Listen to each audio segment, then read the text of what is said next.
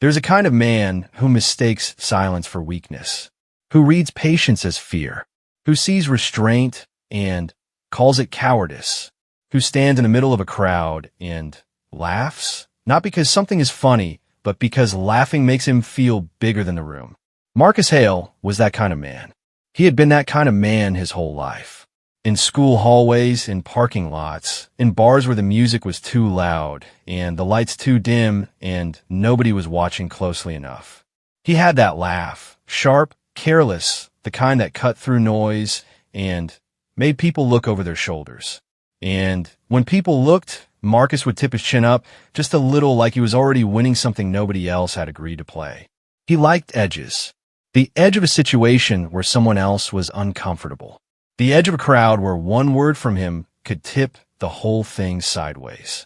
He liked the way people tensed when he walked into a space. He called it respect. Most people had a different word for it.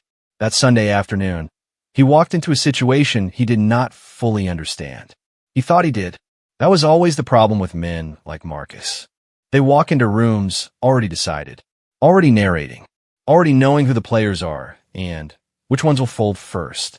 He saw two people having a disagreement near the east entrance of the Riverside Mall food court. He saw one of them, a younger man, quiet-looking, wearing a plain gray hoodie and carrying a paper bag from the sandwich place 3 stores down. Take a step back. Just one step. Hands open. Palms out. The body language of someone choosing not to escalate. Marcus saw the step back. He laughed. It was not a complicated laugh. It did not mean anything layered or sophisticated. It was the laugh of a man who had learned, somewhere along the way, that mocking the peaceful makes the aggressive feel powerful. A middle school lesson he had never outgrown. He looked at the small knot of people watching, maybe 11, 12 people standing with food trays and phone screens, and he performed that laugh for them, like he was the narrator, like he was the one everyone in the room had been waiting for. Yeah. That's what I thought, he said to no one in particular. To everyone. To the guy in the gray hoodie who had simply chosen not to fight. The young man in the gray hoodie did not respond. He just looked at Marcus. And something about that look made Marcus laugh harder. He didn't know the young man's name. Didn't know his rank. Didn't know what he carried beneath that hoodie on his right hip, holstered clean and legal and entirely invisible beneath the fabric. Didn't know that the step back had not been retreat, that the open palms were not surrender, that the quiet eyes looking back at him had looked down the barrel of things Marcus could not imagine in a lit mall food court on a Sunday afternoon. He didn't know any of that. He just laughed, and then a sound came from the far end of the corridor. Not a bang, not the cinematic crack people imagine from movies. Something heavier, something with weight to it, the way a door sounds when it's kicked off its hinges rather than opened. People near the entrance heard it first. Then the screaming started, not from one person but from everywhere simultaneously, like a flock of birds startled off a wire, the whole flock moving in the same half-second. The food court became a different place in the time it takes to exhale. Trays went over. Chairs scraped. A child was crying before most adults had processed what the sound even was. Phones clattered to tile floors. Someone hit the ground behind a planter without deciding to. Instinct older than thought. Marcus Hale, who had been laughing 10 seconds ago, who had been the biggest man in the room 10 seconds ago. Marcus Hale froze. His laugh was still half-formed on his face, caught there like a photograph taken at the wrong moment. This expression of mockery suspended over a situation that had stopped being mockable. He didn't know what to do. He had never needed to know. The young man in the gray hoodie was already moving. This is that story. All of it. Every second of it. Because what happened next inside Riverside Mall did not make the front page for the shooting. It made the front page for what didn't happen. For the number that stayed at 0. For the name nobody knew until they did, and then couldn't stop saying, Black Talon. But before any of that, before the name, before the aftermath, before the city started arguing about heroes and vigilantes and the fine trembling line between the two, there was Marcus Hale, standing in a food court, laughing, at exactly the wrong man, at exactly the wrong time. Remember his face, that frozen laugh, because this whole story lives inside that expression. inside what it means to mock the calm, inside what the calm was quietly carrying, inside what happens when the room stops being a stage and becomes something real, and the man who was performing for the audience suddenly has no lines left. Remember it, and keep reading.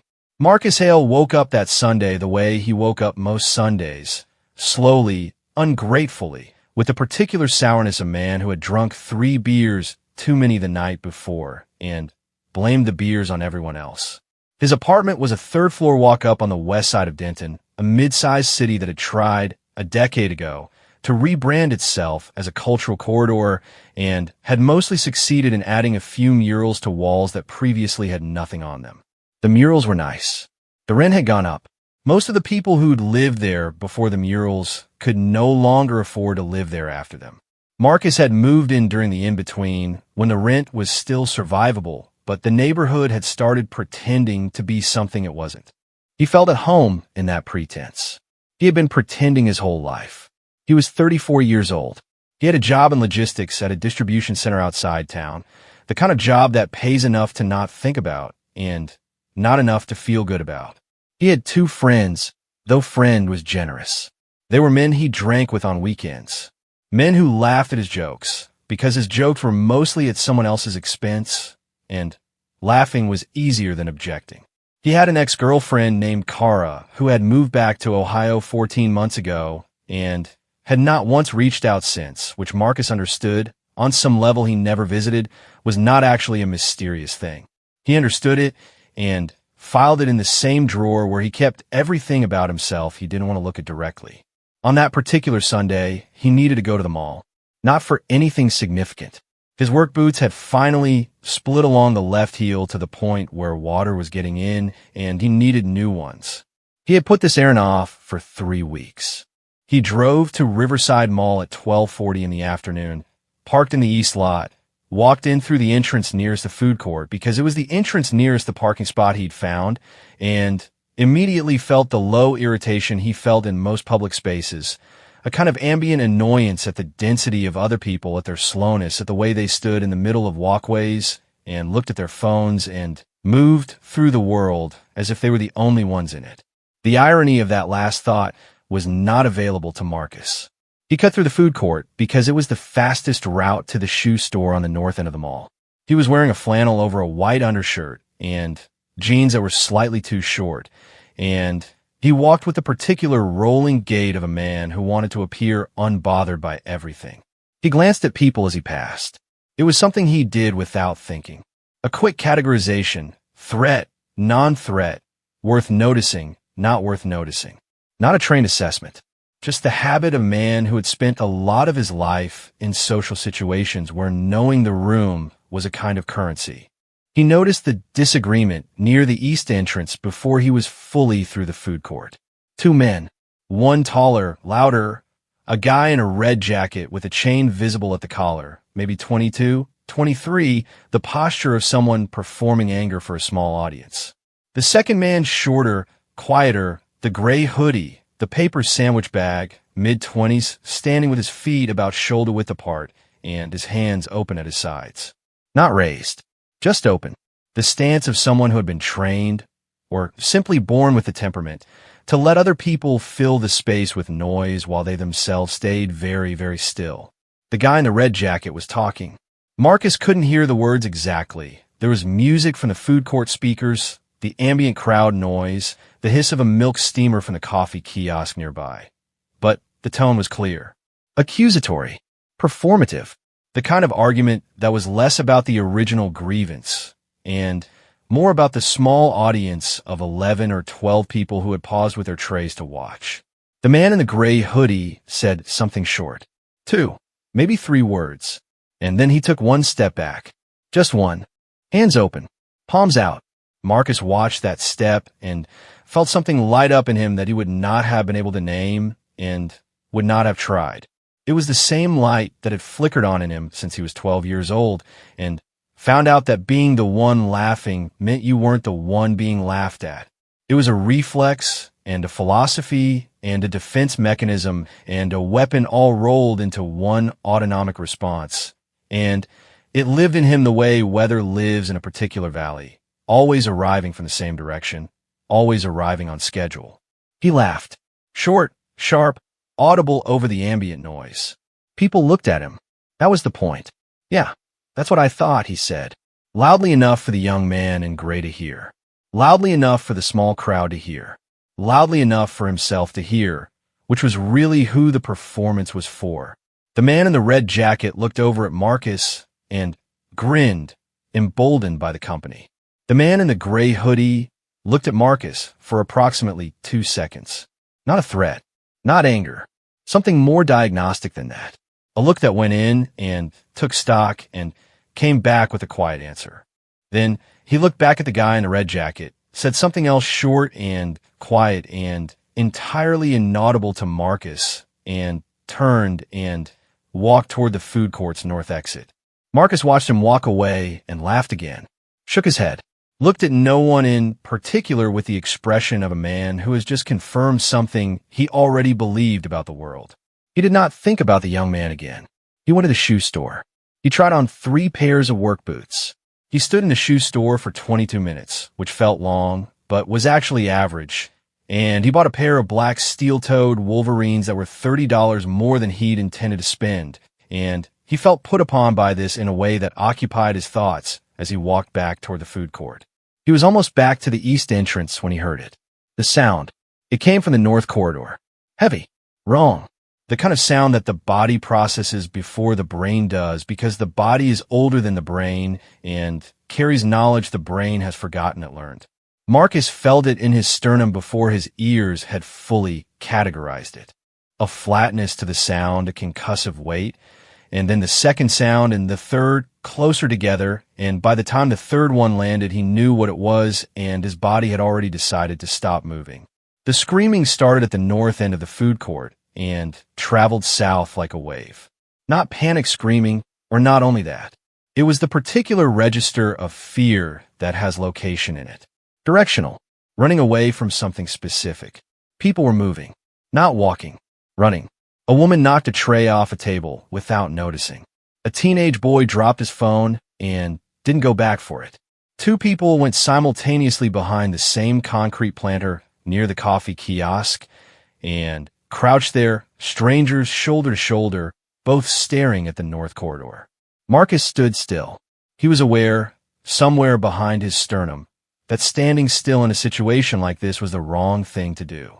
That some animal version of himself was screaming at him to get behind something, to get low, to get out. But the animal version was new information, and the performance version, the Marcus who was always the biggest man in the room, the one who always had the last word, the one who laughed, was still running the show, and the performance version did not have a script for this.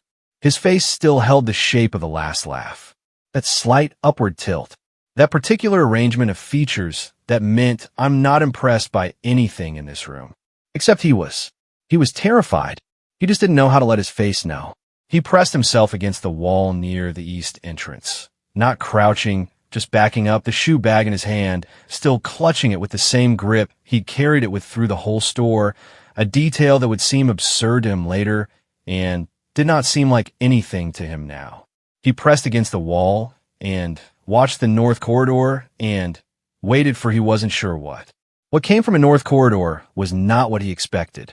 He expected, in the half-formed way people expect things during acute fear, to see a person running. Running toward him, away from him, it didn't matter. Just the movement of someone dangerous and visible and locatable. Something you could point at. Something the story of this day could be organized around. Instead, what came from a north corridor was the young man in the gray hoodie. Walking, not running, not crouching, not pressed against walls with shoe bags and white-knuckled hands. Walking with purpose, with deliberateness, with a specific economy of movement that Marcus had no framework to identify, but which looked, to his confused and frightened eyes, like someone who had been here before. Not this mall, not this Sunday, not this particular configuration of danger, but here. In the shape of this, in the weight of it. His right hand was at his side, and the thing in his right hand was no longer invisible beneath the gray hoodie. Marcus saw it, and felt something happen in his mouth. A dryness. A closing down. The young man did not look at Marcus as he passed. He passed within 8 feet of where Marcus was pressed against the wall, and his eyes were on the north corridor, and his face was... Marcus would try to describe this later to a detective and would fail 3 times before landing on the word settled. His face was settled. Not cold. Not hot. Not afraid. Settled. Like a man who had located the thing that needed doing and was on his way to do it. He walked past Marcus and into the north corridor and was gone. Marcus stood against the wall for what felt like a very long time. The sounds that came from the north corridor after that were sounds Marcus would carry for the rest of his life. Not because they were the worst sounds he'd ever heard. Because of what they meant when they stopped. Because of what the stopping of the sounds meant. Because of the specific sequence. 2 more reports close together, then a third, then silence, then voices, male, authoritative, the overlay of shouted instructions, the precise vocabulary of law enforcement, arriving with a situation already more under control than they expected. Marcus did not move from the wall until a uniformed officer came through the east entrance and told everyone in the food court to walk calmly toward the south exit. He walked. He still had the shoe bag. He walked through the south exit and into the parking lot and stood by a concrete barrier in the afternoon sunlight and tried to remember what he had been doing before any of this. Boots. He had come here to buy boots. He looked down at the bag in his hand as if confirming something. His phone buzzed. Then buzzed again. Then kept buzzing. Denton PD was on scene at Riverside Mall. Active threat. 1 suspect down. No civilian casualties. Details emerging. He read it twice. No civilian casualties. He thought about the 11 or 12 people who had been watching the argument near the east entrance. He thought about the woman whose tray had gone over. The teenage boy's phone, still on the floor somewhere back inside. The 2 strangers behind the planter, shoulder to shoulder. He thought about the young man in the gray hoodie, walking. He thought about his own laugh, still echoing somewhere in the back of his skull. Short, sharp, audible over the ambient noise. Yeah, that's what I thought. He sat down on the concrete barrier. He sat there for a long time.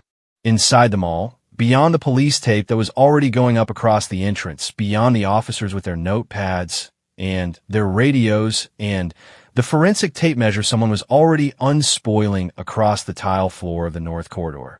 Inside there, the young man in the gray hoodie was sitting on a bench near the sandwich shop where he'd bought his lunch, answering questions from a detective with the same economy and stillness he'd carried through the whole afternoon. He had given his name, his ID, his carry permit, his statement. He had answered everything the detective asked without elaboration and without performance.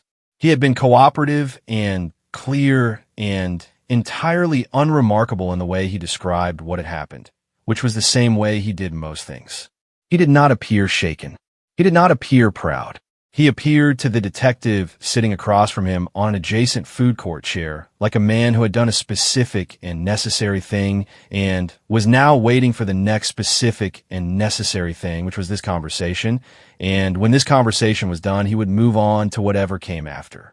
He had no idea, sitting there in the food court of Riverside Mall on a Sunday afternoon in late October, that someone nearby, another witness, a 20-year-old college student named Brenna Walsh, who had been eating noodles near the north corridor when everything started, had already posted a 20-second video to her account.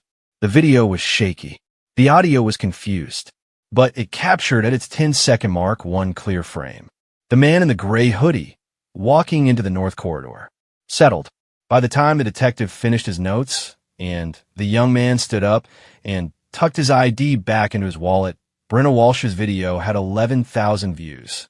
By the time he walked out of the south exit and into the parking lot and found his car and sat inside it for a moment with his hands on the steering wheel, just breathed the way you do when something large has moved through you and left, the video had 43,000 views. By the time he started the car and pulled out of the lot, someone in the comments had given him a name. Not his real name. His name would come later, through proper channels, through the journalists who would make calls and pull records and piece together the afternoon the way journalists do. This was a different name, a chosen name, a name that arrived out of the crowd the way all real names arrive, not assigned but recognized. Black Talon. Marcus Hale sat on the concrete barrier outside the south exit and did not know about the video. Did not know about the name. Did not know about the 43,000 people who were watching a shaky 20-second clip and filling the comments with words like unreal and where did he come from and did you see the way he walked? He only knew what he'd seen from 8 feet away, pressed against a wall with a shoe bag in his hand. And he knew, in the way that sometimes the most uncomfortable truths arrive on quiet Sunday afternoons in parking lots, that the laugh he'd aimed at a man taking one calm step back had been the most revealing thing he had done in years. Not about the man in the gray hoodie. About himself. He sat on the barrier until a patrol officer asked him politely to move back to the designated waiting area for witness interviews. He moved. He didn't say anything. His face, for once, had no particular expression on it at all. The name Black Talon did not arrive quietly. Nothing about it arrived quietly. Names like that never do. They land in the public conversation the way a stone lands in still water, not gently, not by accident, but with enough force to make concentric rings that keep moving outward long after the stone is gone. By Monday morning, the name was everywhere. By Monday evening, it was being used in sentences alongside words like hero and vigilante and controversial, those 3 words often appearing in the same breath, which told you something about the city and something about the moment and something about the way people argue when they are really arguing about something else entirely. The video Brenna Walsh posted from the food court reached 200,000 views by Sunday night. By Monday afternoon, it was close to 1 million. News stations had screen-grabbed the clearest frame, the 10-second mark, the man in the gray hoodie walking into the North Corridor, and were running it alongside cheerings that said things like identity unknown and who is the Riverside hero? Which was the kind of question the news asks when it already suspects the answer will be complicated and is preparing to be complicated along with it. The man's real name came out by Tuesday. A journalist at the Denton Courier, a woman named Elise Park who had been covering the city's public safety beat for 9 years and had the kind of contacts that 9 years of showing up builds, made 3 calls Monday morning and had his name by noon. Daniel Crow, 27 years old, Army veteran, 2 tours, honorably discharged 14 months ago. Currently employed at a private security consulting firm on the east side of Denton. Resident of the city for 8 months. Originally from a small town in Central Virginia, whose name nobody outside Central Virginia recognized. Daniel Crow. The internet, which had named him Black Talon, did not particularly want to give that name up. Some of this was about the name itself, which had a satisfying weight to it, an exactness that Daniel Crow did not quite have. Daniel Crow was the name of a man who paid his electric bill on time, while Black Talon was the name of something that moved through dangerous corridors on a Sunday afternoon and came out the other side. Some of it was about what names do in a media cycle. They are handles. They are how you hold a story while you argue about it. And people very much wanted to argue about this story. The argument organized itself, the way arguments tend to, into 2 general camps, each of which believed the other was missing the point because each of them was actually talking about something different while appearing to talk about the same thing. One camp said, a man with a legal firearm and military training stopped an active shooter inside a crowded mall on a Sunday afternoon. The shooter, a 24-year-old man named Cole Draper, who had walked into Riverside Mall through the north entrance with a stolen rifle and a set of grievances aimed at a former employer whose office was 2 blocks away and who had apparently decided that a mall was a reasonable place to settle things, had been neutralized before Denton PD could get inside the building. 0 civilians killed. 3 people treated for injuries sustained during the initial panic, a sprained wrist, a cut on a woman's forearm from broken glass, a child who had fallen and hit his chin on a table edge. Nobody shot. Nobody dead except Cole Draper, who had made a series of catastrophic decisions beginning years before Sunday and ending in the North Corridor of Riverside Mall. This camp said that was the story. One trained, licensed individual in the right place with the right skills. A better outcome than most. A man doing what he knew how to do. The other camp said, we do not know enough about Daniel Crow. We do not know his protocols. We do not know his threat assessment process. A mall full of civilians could have become a crossfire, could have become something far worse in different hands, and the fact that it didn't was as much luck as training. Who vetted him? Who is accountable? What happens when the next person who thinks of themselves as a black talon is wrong about what they're seeing? Both camps were not wrong.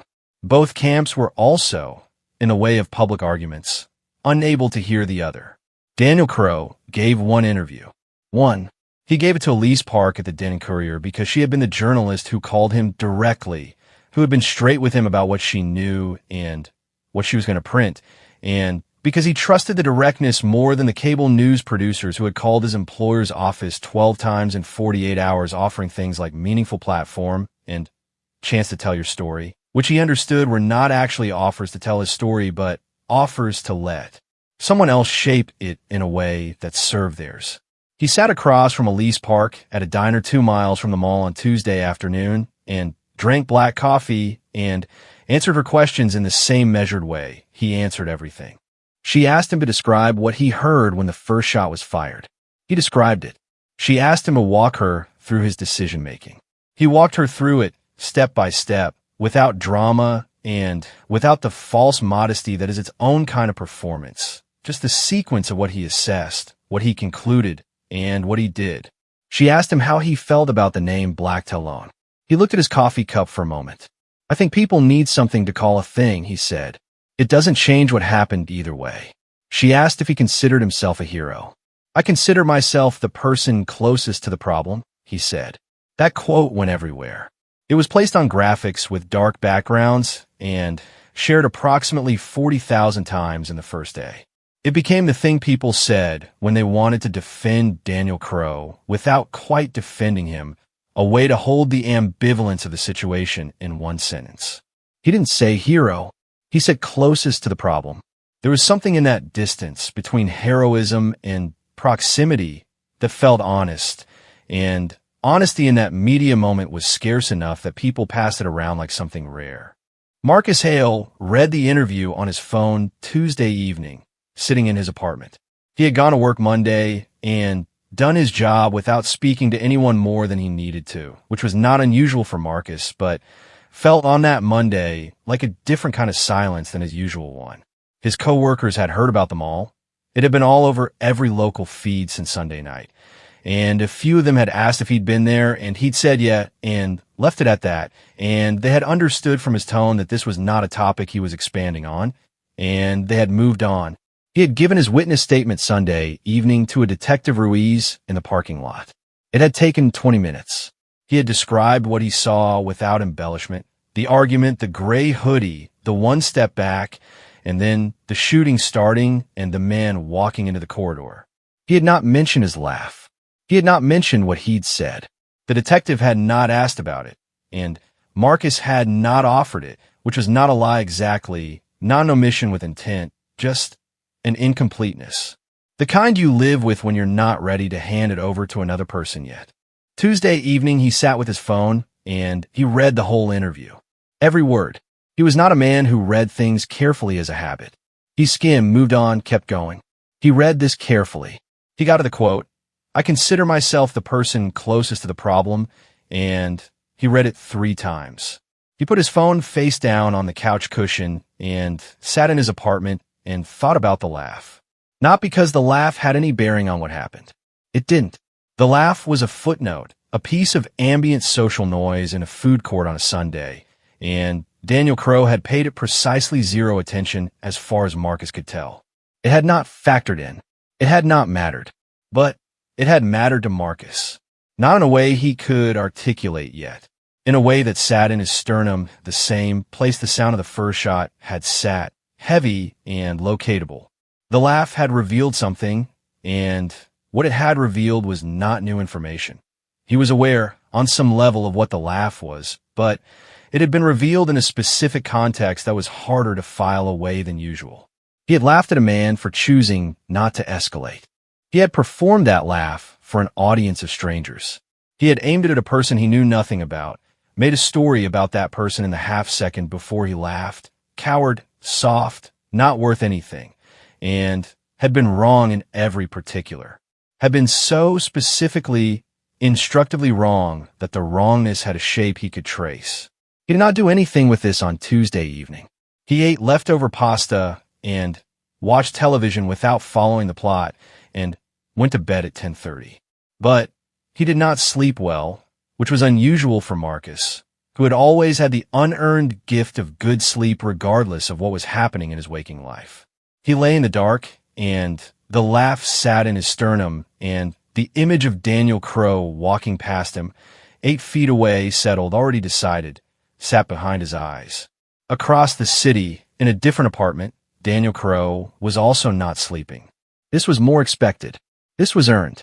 Daniel Crow had not slept well since he was 23 years old, which was when he came back from his first tour, which was when the particular kind of wakefulness that the Army had installed in him stopped being a tool and started being a tenet. It lived in him, the wakefulness. It came with him into every room. It was why he had left his sandwich and his quiet table near the north corridor the moment he heard the argument by the east entrance. Not because he was looking for trouble, but because the wakefulness had flagged the argument as worth monitoring, and the wakefulness was, in his experience, worth listening to. He was not a man who sought out difficult situations. This was something people misunderstood about him, misunderstood about people like him in general. There was a version of the Black Talon story, the version that circulated in certain corners of certain feeds, the version with the most intensity, if not the most accuracy, where Daniel Crow was a man who had been waiting for a moment like Sunday, who had gone to a mall hoping to find something worth handling, who carried his firearm as a wish rather than a precaution. This version needed him to be a certain kind of person. It needed the story to confirm something about certain men and certain philosophies and certain fantasies about individual heroism. It wanted him to be a type. He was not a type. He was tired. He had been tired for a long time. He had stopped the thing on Sunday because it was in front of him, and his training had activated before his thinking did, the same way breathing activates before you decide to breathe. He would have preferred, genuinely, to eat his sandwich. He sat on the edge of his bed Tuesday night and thought about Cole Draper, not with sympathy and not without it, with the complicated arithmetic of someone who has spent years around situations where the line between the person who pulls the trigger and the person who almost pulled it is thinner than most people know. Cole Draper had been 24 years old. He had walked into a mall with a stolen rifle. These were facts, and they were bad facts, and they could not be made into something else. And also, Cole Draper had been, at some prior point, a 24-year-old man with a different future available to him. And something had gone wrong somewhere before Sunday, wrong enough that Sunday had seemed like a solution, and that wrongness was worth acknowledging even if it changed nothing about what Daniel Crow had done or needed to do. He thought about this in the way he thought about most difficult things, briefly, with attention, and then he put it down. Not away, just down. Accessible, but not occupying. He had learned, the same tour that taught him wakefulness, that you could not carry everything upright all the time. Some things you set down and pick back up when you need them. You learn to tell the difference between what needed to be held and what could wait. His phone buzzed on the nightstand. He looked at it. A message from his mother in Virginia. She had seen the news. She was saying the things mothers say when they see their sons on the news for stopping a shooting. Something between proud and devastated, the emotional frequency that doesn't have a name, but that children recognize from a long way off. He wrote back 3 sentences. He told her he was fine. He told her the coffee here was worse than Virginia's. He told her he loved her. She wrote back 1 word, good. He knew what she meant. He always knew what she meant. He lay back on the bed and looked at the ceiling and waited for sleep, and sleep came the way it always came, eventually unreliably carrying freight. In the morning, there would be more calls, more requests.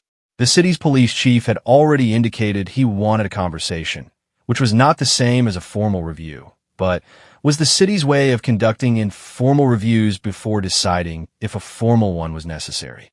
His employer, a quiet man named Gerritsen, who ran the security consulting firm with a minimum of theatrics and a maximum of competence, had told Daniel on Monday afternoon that he had his full support and that he should take the week off and that the calls for media going through the firm's front line were being declined, all of them without exception, because Garrett Chun understood the difference between the story being about Daniel Crow and the story being made out of Daniel Crow, and he was not going to let the second thing happen if he could help it.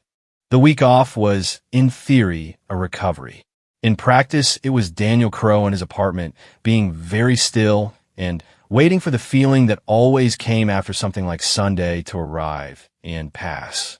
He knew the shape of it. He had felt it before in other geographies under other names. A kind of flatness, a coming down, not regret and not relief, but something in the space between a recalibration, the body and mind running their own quiet audit of what had been spent and what remained. He had never asked to be Black Talon. He had never asked for the video or the name or the cable news cheer-ins or the arguments on feeds between strangers who had decided the most important thing about Sunday was how it fit into the argument they were already having. He had not asked for Elise Park's interview, though he had chosen to give it, had chosen it as the smallest and most controlled version of speaking he could manage in a situation that wanted to be much louder. He had asked, at 20 years old, to serve. He had asked, at 23, to come home. He had asked, at 27, for a reasonable life in a mid-sized city with bad coffee, a steady job, and enough quiet to hear himself think. He had asked for none of this. But here was the thing he turned over in the dark before sleep arrived. He had not, in the moment it mattered, hesitated. He had not weighed the argument between the camps. He had not thought about what the feeds would say, or what the name would be, or what version of the story would win. He had heard the sound, and he had moved. The moving had been instinctive, but the instinct was not mindless. It was trained and calibrated, and it had made correct assessments at speed, and those assessments had been right. 23 people in the food court had gone home Sunday. 23 people who had been between the north entrance and the nearest exit. He did not know their names. He did not need to. They were home. He was still here. Everything else, the feeds, the arguments, the name, the frozen laughing face of the man pressed against the wall with his shoe bag, was noise. He was very good at separating signal from noise. He closed his eyes. In the food court of Riverside Mall, still cordoned off and undergoing forensic documentation, the table where Daniel Crow had eaten his sandwich was still there. The paper bag was still there, in an evidence photograph taken Sunday evening, slightly crumpled, and of a meal interrupted. The sandwich inside had gone uneaten. The detective who photographed it, a woman named Ruiz who had been on scene within 4 minutes of the first call, would later tell a colleague that the thing that stuck with her most from the whole afternoon was not the forensics of the shooting itself, not the careful reconstruction of the sequence in the North Corridor, not even the video that the whole city was watching. It was the paper bag, the evidence of an ordinary day interrupted by the extraordinary and then, quietly, set aside. She had seen a lot of Sundays in Denton. She had seen a lot of what happened when ordinary days became something else. She had done this job long enough to know that the heroes of these stories, if you call them heroes, and she was careful with that word, having seen what it did to people, were almost never who you expected. Were almost never performing when the performance started to matter. They were usually just the person closest to the problem, eating their lunch, waiting to go home. 3 weeks after the Sunday at Riverside Mall, the city had mostly moved on. This is the thing about public attention. It moves the way weather moves, with total commitment and then total departure. On the Wednesday after the shooting, Denton's feeds were still loud with the argument. By the following Monday, the argument had diminished to a background register, the way arguments do when they've found their natural shape, and there's nothing new to add to them, and no new information to push them forward. By the third week, Black Talon was still a name people knew and used, but it had been absorbed into the general archive of the city's recent history, filed, referenced, occasionally invoked when a new situation made it relevant, but no longer the center of everything. Daniel Crow had returned to work. He had sat through a 2-hour conversation with the police chief. Not a formal review, as expected, just a conversation, just the city's institutional memory, trying to understand where this event lived in the landscape of what the city was and what it wanted to be. The chief, A 30-year man named Albert Hogg, who had seen enough Sundays to know which ones were genuinely unusual, had thanked Daniel for his cooperation and told him there were no concerns about his actions, which was the official version of, "You did this right, and we're not going to make a problem out of it. And we hope you won't either." Daniel had told him he had no intention of making any kind of problem. The chief believed him. They shook hands. Daniel Crow went back to work. His employer, Garrett Chun, had quietly fielded and declined 31 media inquiries since Sunday. He had accepted, too, the Elise Park interview, which Daniel had requested, and a brief written statement to the police department's public affairs office, which was a legal requirement and not a choice. Everything else, the cable news, the podcasts, the documentary inquiry from a production company in Los Angeles, whose email used the phrase authentic American story 3 times in 2 paragraphs. Everything else had been declined with the same 3-word response. Not at this time. The video was still out there. It would always be out there. That was the nature of it. Brenna Walsh's 20-second clip, shaky and incomplete, had been downloaded and shared and re-uploaded in formats that even Brenna Walsh could not have controlled if she tried. She had not tried. She had watched her follower count triple in the first week and had felt, she told a friend, deeply ambivalent about all of it, about the clipping of a real, consequential, frightening moment into a thing people watched and argued about and shared and then forgot, about being the person who had made that possible, about whether the ambivalence meant anything or whether it was just a feeling you got when complicated things happened fast and you were inside them. She had gone back to her classes. She was a junior studying communications, which felt, in the weeks after Sunday, either deeply relevant or deeply ironic, and she couldn't tell which. Marcus Hale had gone back to his life, too, or he had gone back to the shape of it. The schedule, the commute, the work, the evenings in the apartment. The external form was unchanged. The interior form was quieter than usual, which for Marcus was a significant alteration. He was not a man given to prolonged self-reflection.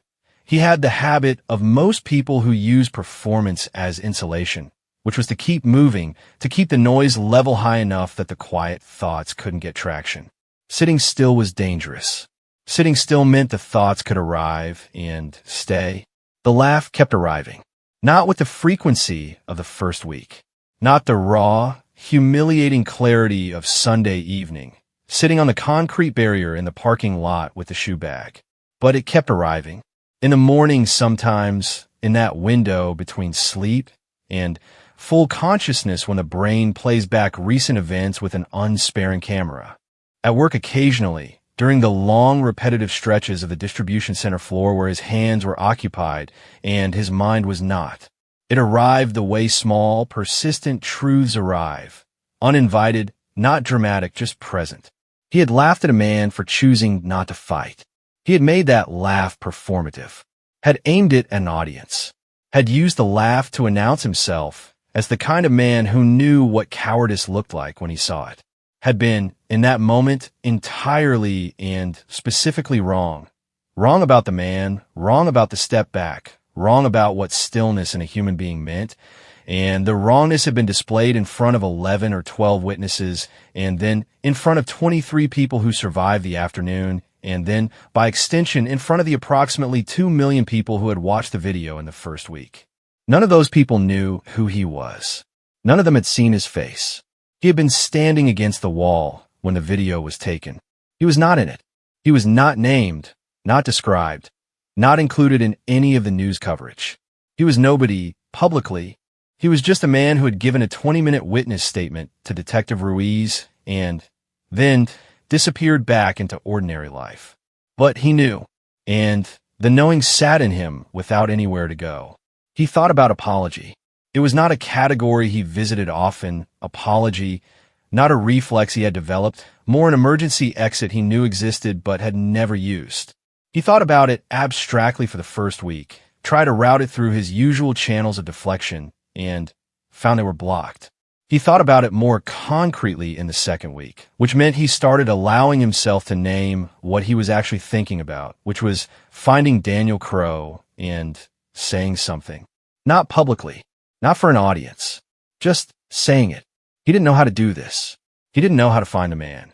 The interview in the Courier was the only public-facing piece of information he had, and it named his employer, Garrett Chen's firm, which Marcus found online in about 4 minutes. He sat with the firm's website open on his phone for 3 days before doing anything with it.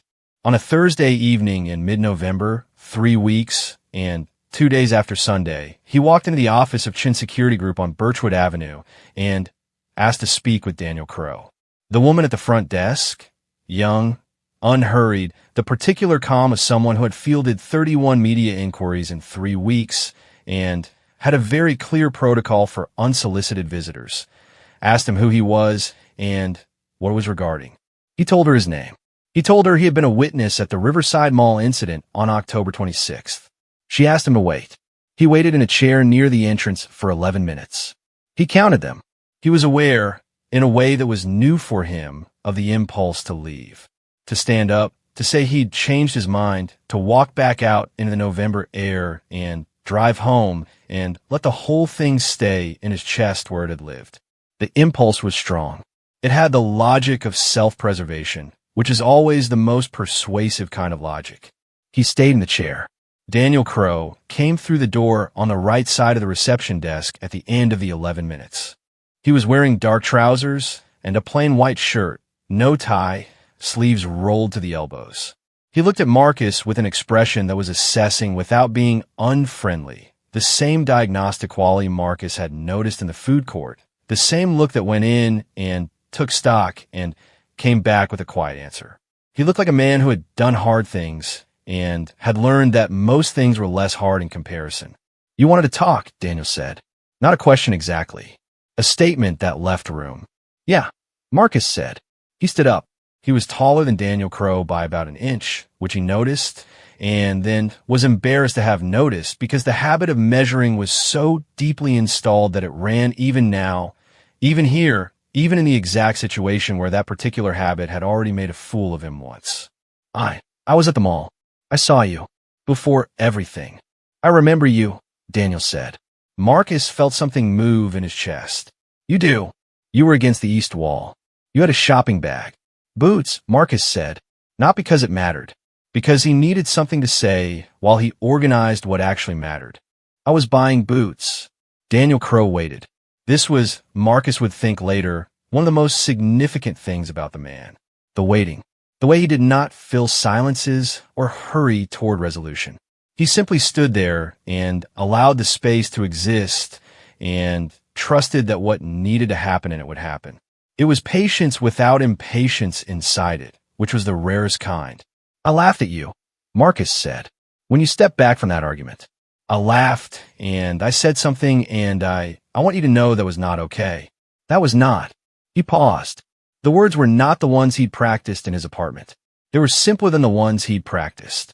But they were the ones that were actually true, and truth has a different texture than preparation.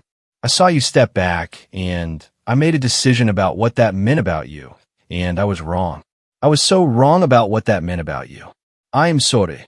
The waiting continued for a moment after he finished. Then Daniel Crow said, "All right," not dismissively, not as a brush-off, as an actual acknowledgement, as someone receiving a thing and deciding to hold it rather than throw it back. "Can I ask you something?" Marcus said. "You can ask. When you walked past me, into the corridor, were you afraid?" Daniel Crow looked at him for a moment. He seemed to be deciding not whether to answer, but how much of the answer to give.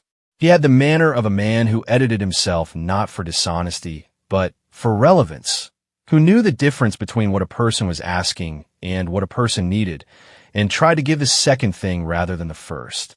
"I was operating," he said. "Fear's in there somewhere. But when you're operating, fear is just another piece of information." Marcus thought about that. He thought about it for a moment, right there in the lobby of Chen Security Group on Birchwood Avenue, standing across from a man he had laughed at 3 weeks ago, and he thought, there's a version of this conversation I could have made smaller. I could have arrived here with a different kind of sorry, the kind that is really about making yourself feel better for having apologized rather than about the person you're apologizing to. I could have performed this the way I perform everything. He hadn't. He didn't know exactly why. Some things, once they broke through, did not go back behind the surface. Some ruptures stayed open. "Thank you," Marcus said. For Sunday."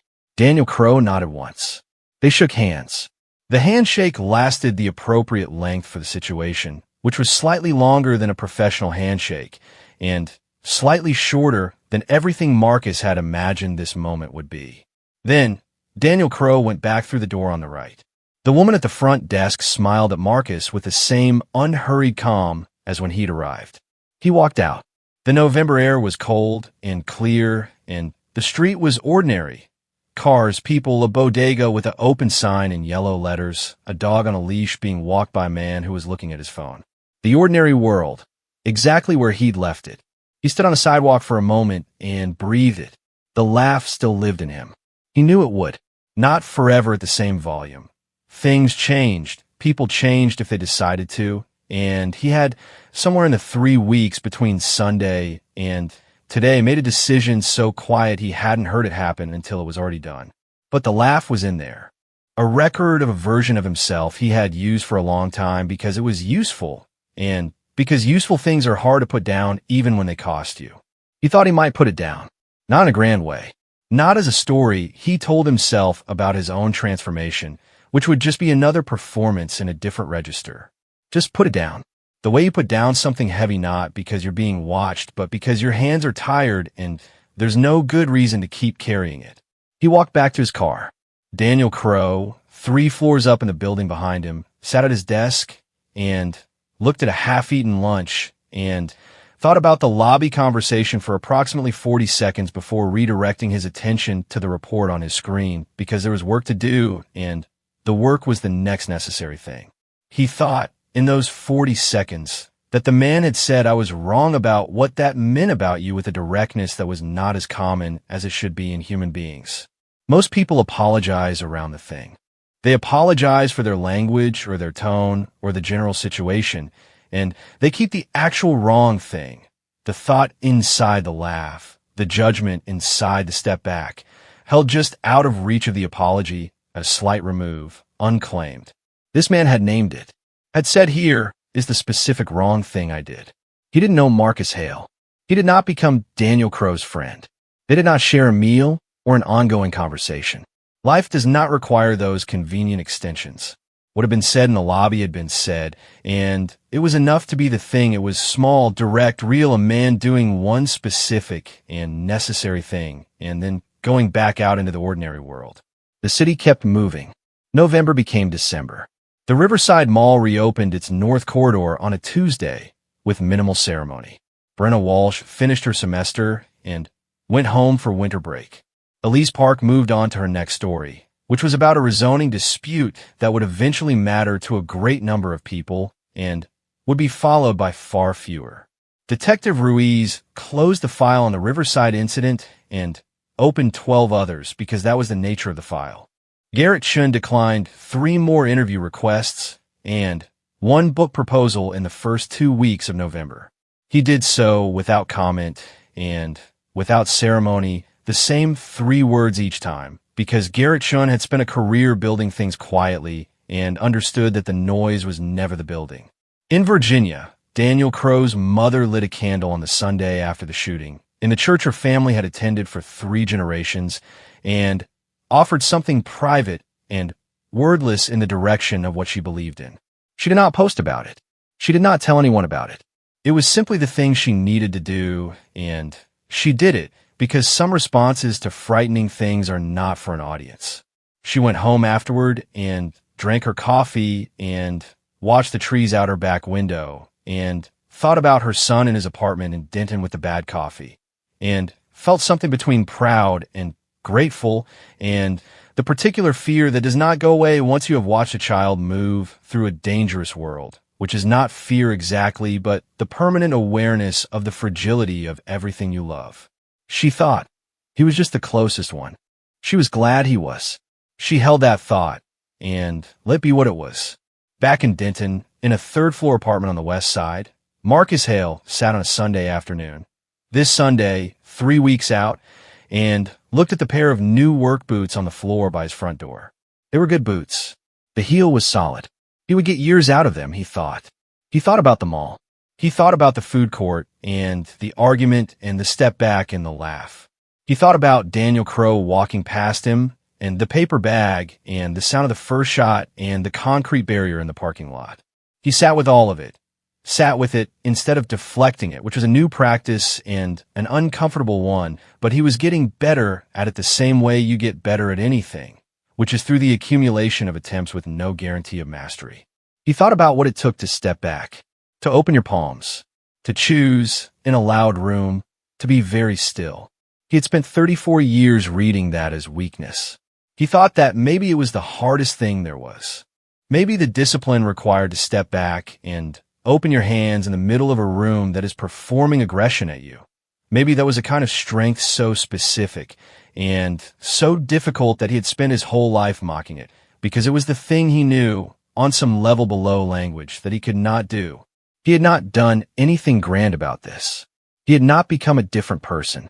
He had walked into a lobby and said I was wrong, and he had meant it, and he had walked back out. He went to work. He drove the same roads. He ate the same bad lunches. He was the same man in most of the ways that were visible. But the laugh had gone quiet. Not silent. Not gone. Just quieter. Like a sound in a house that was always there, and you'd stopped being able to hear it, and now could and were deciding, finally, whether it needed to stay. He sat in the Sunday afternoon light in his apartment. He thought he might start putting it down. Outside, the city moved through its November afternoon the way cities move, without meaning to, without knowing what it contains, carrying its ordinary people through their ordinary Sundays toward whatever comes next. The coffee somewhere in it was bad. The murals were still on the walls. The rent was still too high. The mall was open again, the North Corridor cleared, and ordinary, the kind of ordinary that takes effort to restore and that most people accept without thinking about the effort. Daniel Crow was somewhere in it, doing the next necessary thing. Marcus Hale was somewhere in it, learning to put something down. 23 people were somewhere in it, going about their lives. The city did not know their names. Did not need to. They were home, which was the only thing that had needed to happen, and had. The rest was noise. The signal was this. A man who had spent his life performing invulnerability had walked into a lobby on a November Thursday and handed the performance over. Not to an audience, not for a story, just handed it to the person it had wronged and stood there empty-handed and let that be enough. And a man who had walked into a North Corridor on a Sunday afternoon and done the thing that needed doing had received that handover without theater, without analysis, without making it more than it was. 2 men in a lobby for 11 minutes. The ordinary world, exactly where they'd left it, waiting for them when they came back out.